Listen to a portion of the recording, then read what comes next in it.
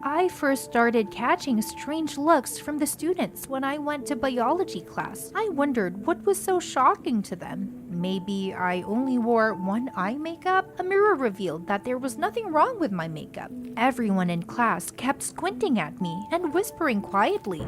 It pissed me off. I had no idea what was going on. After class, Gwen came up to me and asked, "Is it true?" I looked at her puzzled. "What are you talking about? About what you wrote on Insta?" She looked really worried. "I haven't posted anything on Instagram in a while." "Susan, I get it, but it's done. Don't deny it." "I haven't posted anything." I said it too loudly, so everyone turned in my direction. I walked out of the classroom, trying not to panic. Once I was in the hallway, I rushed to the bathroom. I hid in one of the stalls and began frantically opening the app. A red icon appeared. Wrong password? How could this be? I knew my password by heart. I tried again to sign into Instagram, but again, nothing worked. Then, I found my account in search, and my face contorted with a grimace of horror. "Hi, my name is Susan. I don't know how, but someone took over my Instagram account, and now false Susan is writing derogatory things on my behalf." I sent a message to tech support. I made a bunch of complaints, but they didn't think I was real. All I could do was watch what the intruder was doing on my page. In the last post, there was a picture of my bedroom. Same colors, same drawings, same furniture. It was kind of creepy. And what the person wrote reeked of nonsense in general. They wrote, "As a child, after a car accident, I had a brain transplant from a dog." Who in their right mind would believe that? As soon as I thought about it, Colin came up to me and asked if it was true that I had a dog brain transplant. I couldn't take it anymore and punched his leg. What for? Colin screamed, rolling around on the floor. The next day, false Susan wrote about how she, and in fact I, was bald and wearing a wig. All day long, people came up to me and pulled my hair to see if I really had a wig on my head. Okay, at least they'll make sure it's total bullshit, I naively thought. But someone particularly gifted said that the wig was just really well glued on. Everyone believed that too. I tried to convince my classmates that it wasn't me who posted the posts, that I had been hacked, but to no avail. There were even some who came up and said that I was very brave since I dared to say such things about myself openly. I decided not to put up with it anymore and started my own investigation. The person I suspected in the first place was Amanda, my younger sister. Maybe she was still angry that I had taken her favorite top without asking when she went out on another date. I was like Sherlock Holmes. I snuck into her room and methodically searched for clues, but I couldn't find anything. I decided to wait for her to show up. As soon as my sister walked in, I was like a villain in a movie about Bond. I turned around in my chair and I showed her the phone with the fake Susan posts. So, Amanda didn't understand. "Did you do this? You haven't heard the latest rumors about me?" I asked. "I have no idea. Everything always revolves around you." Okay, that rules out Amanda. That would be Violet. Of course it was. Who else would it be? Violet hated me, and she was always trying to jab me. "Susan, have you gained a few pounds?" "Susan, those shoes don't go with your blouse." And no matter what I did, it was always Violet with her stupid remarks. I bet she was the one who snuck into my room last night, took the phone, gave it to her nerd brother, who somehow hacked my Instagram. And now she's like a puppeteer trying to control my life. While I was speculating, another post appeared. Tina cheated on Brad with Tommy. During the break, Tina came up to me and splashed water in my face to the approving exclamations of eyewitnesses. My life was starting to turn into a nightmare. I needed to find my doppelganger faster. During the class of athletics, I snuck into the locker room, and in the locker, I found Violet's phone. Of course, it wasn't password protected. She wouldn't have been smart enough to remember even those 4 numbers. I tried to find traces of false Susan, but I couldn't find anything. So it wasn't her. I sighed heavily and mentally sent the photo of Violet to the trash. Then who was it? Could it be Mark? I had dumped him last year. He was mad as hell. I decided to pull that thread too. The posts came out every day at 6 o'clock sharp, so in anticipation of the next attack, I followed Mark from the school. At the time the next slander came out, Mark was sitting in the library reading a book. When we met, he didn't even know who Mark Twain was, and now he goes to the library. Okay, one thing's for sure, he's not false Susan.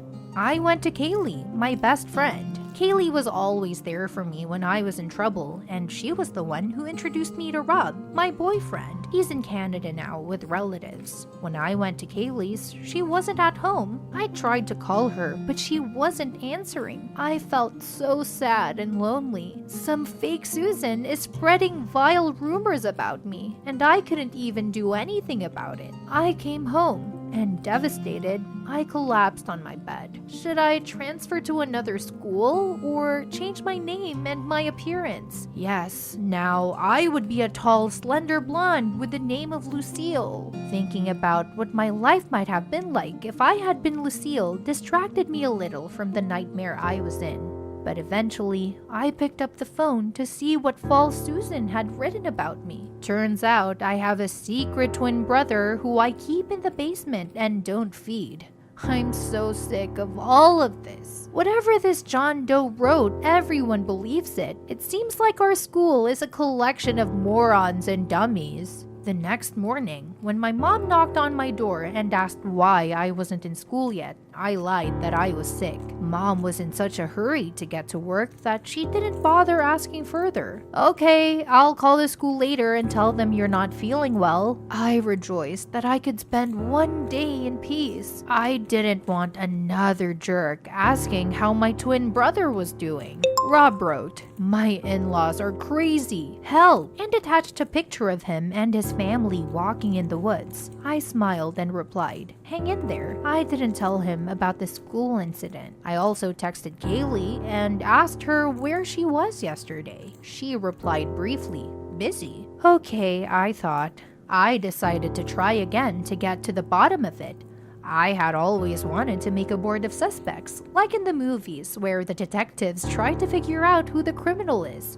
I had 3 prime suspects: Patrick, Violet, and my sister Amanda. Each name was crossed out, and in the center of the board was a hastily drawn silhouette of an unknown person. I was pretty sure it wasn't Patrick. The only doubts I had were about Susan and Amanda. Amanda was too busy dating to waste a minute of her time on me. Susan was, frankly, not very bright for such a plan. There's someone smarter here, someone who's very angry with me. There's clearly a personal motive involved, someone who's taking revenge on me for something. But for what?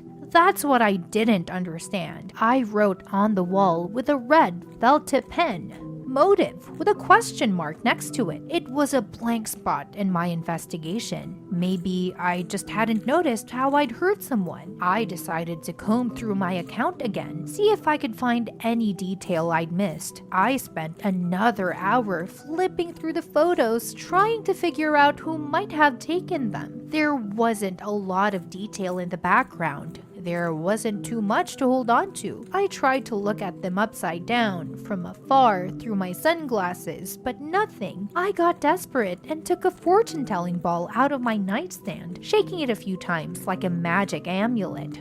I asked it a question. Who is false Susan? The balloon filled with a smoke and gave this answer. A close person. Amanda? I went to her room one more time, but the pictures were clearly not taken from there. Amanda doesn't have a BTS poster. She can't stand them. Then it hit me. She can't stand them. Then it hit me that Kaylee loves K-pop, and I think I saw a poster like that in her room, but that can't be. For Kaylee, my best friend, to be so mean to me. We've been friends since we were very young. I texted her, "I need to consult with you. Can I come over tonight? It's very important." She wrote back, "Okay, come over." All the way, I thought it was Kaylee. I couldn't understand why she would do that. I mean, we seemed to be talking normally, and we weren't fighting. I got really nervous walking up to her house. I was really uncomfortable. I rang the bell. Kaylee's mom answered the door and told me that my friend was upstairs. I went there and knocked on the door. Come in. I went in. The girl was lying on the bed, staring at her phone. Who are you texting? Kaylee turned around abruptly, quickly unplugged the phone, and put it in her pocket. Oh, Susie, I thought you were coming over later. I thought I'd come home before Mom got back. I see. And Miss Krasinski said you were sick. Yes, I have a nervous breakdown. Kaylee didn't say anything back. She wasn't looking at me. She was looking at the floor. I took out my phone and showed her the picture. What's this? She asked with feigned surprise. You know perfectly well. I pointed to the poster in the photo and then to the poster in her room. She blushed, but she still didn't give up. Yeah, anyone could have one of those. We have a lot of K-pop fans. Stop it. I know it's you. She looked away and confessed. Okay, yes, it's me. But why? I asked. We're best friends, aren't we? Yeah, but that didn't stop you from taking Rob away from me. I was shocked. But you introduced us. But not so you could fall in love with him. You knew how much I liked him. I told you 1,000 times. But I thought you two were just friends. You thought. You didn't care. It's all clear to me now. I guess I liked Rob so much that I didn't think to ask Kaylee how she felt about him. I'm so sorry. I was so stupid. I should have talked to you. Kaylee was silent, but then she started crying and said, You should have. Then the tears flowed for me too. I hope you forgive me. Damn guys, they're always causing trouble. We hugged each other and, without a word, admitted that we were both wrong. Echoes of those strange rumors followed me for a couple of years. Every once in a while, some strange guy would come along and pull my hair, trying to see if I was wearing a wig. But that happened less and less often. When Rob came back, we didn't tell him anything about it. He couldn't understand why sometimes I got asked about some twin brother I kept in the basement though. What would you do if you had a digital twin? Write your answers in the comments, like the video, and share it with your friends. Share it with your friends. Share